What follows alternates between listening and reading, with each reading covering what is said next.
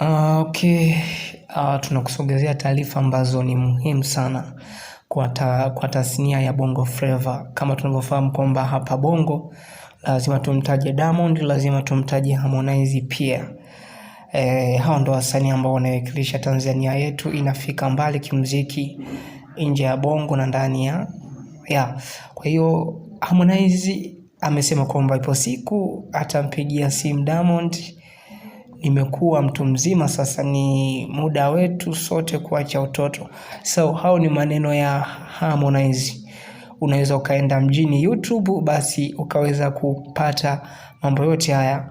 Bana, channel yetu ya Mwenda Pole TV iko tayari kukufanya wewe ukaburudika na kuenjoy popote ulipo, yani popote ulipo. So cha msingi ni kufanya kuwa wa kwanza kusabu, yani ufanye wa kwanza kusabu alama ya kengele pale. Ukibonyeza basi unaweza unakuwa mtu wetu ambaye unakuwa unaburudika na burudani zetu za Mwenda Pole TV.